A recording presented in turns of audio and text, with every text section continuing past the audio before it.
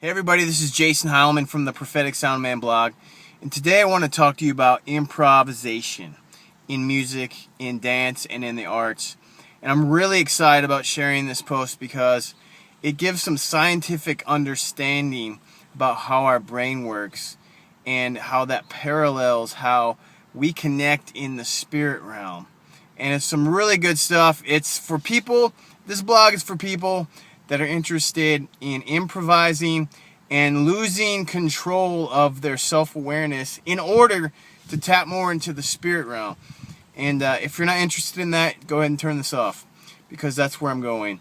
So basically, the thing that I want to share is that the way that our brain works, and I want to read something from a scientific study here in a second. The way our brain works is that when we improvise, it actually triggers a place in our brain that, the creative place in our brain. Well, let me just read this for you and then I'll elaborate on it. I'm going to read this here. It says that there was two doctors, and what they did is they asked jazz musicians to play music on a keyboard inside of an MRI scanner. When improvising, the musician's medial prefrontal cortex turned on, but the region wasn't activated when they were playing memorized scales. Now, that part of your brain called the medial prefrontal cortex, this plays a role in the creative expression of music. So here's what was happening. In the MRI scanner, they were able to detect this scientifically.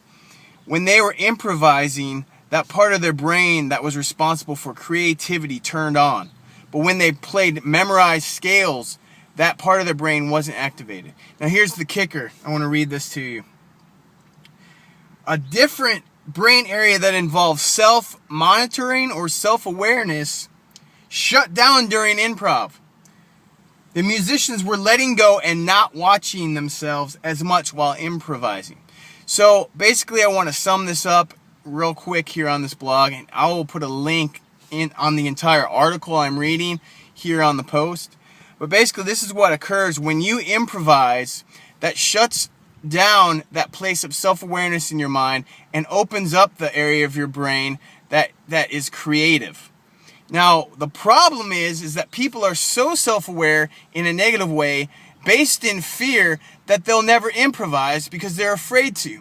So it's kind of like a catch-22 situation where if I don't improv, I'll never be creative. But at the same time, I'm too afraid to be creative and spontaneous. It's just, you know what I'm saying? So here is what it all comes down to. You have a choice to make. You have a decision to make. You have to be able to say, I'm going to take the understanding of who I am based on my understanding of what the Father God thinks about me. Because fear of man is the opposite of the acceptance of the Father.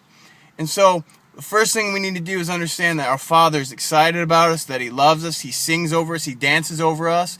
Once we understand that, that can give us the confidence to come boldly before the throne of God and say, I'm not interested, I'm not necessarily interested in the awareness of what people are thinking about me, because I know, God, how much You love me. And that enables me to be able to be improvisational through my song, through my dance. As a worship leader, I've opened up opportunities for people to sing a new song, and I've looked out in the crowd and I've seen people just kind of standing there, because I believe that they're not used to doing this because they haven't never taken the opportunity to release that spontaneity. But I know what I'm doing. I know that I'm trying to create an opportunity for them to experience something new in the spirit realm. Because what happens when you start to improv and you say, Lord, I worship You, Lord, and you start singing in the spirit, when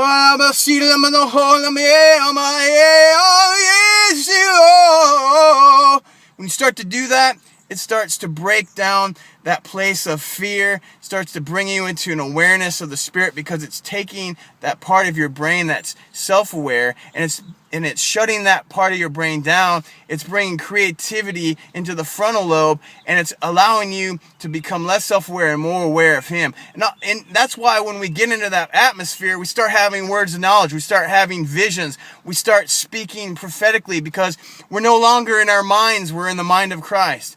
So if you understand what I'm talking about, you want to hear more, comment. This is not the first time I'm going to be sharing on these issues. And I'm excited about this revelation. There's a link down here to the article.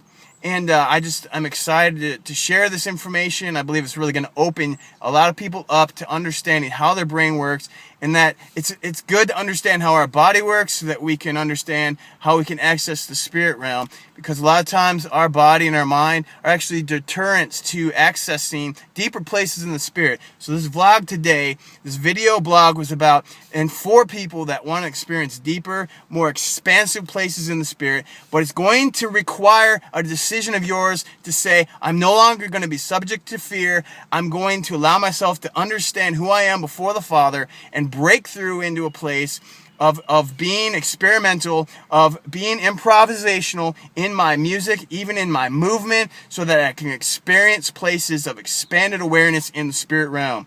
So this is Jason Heilman of the Prophetic Sound Man Blog, and I'm excited to share this, and I hope you are too, and we'll see you next time. Bye.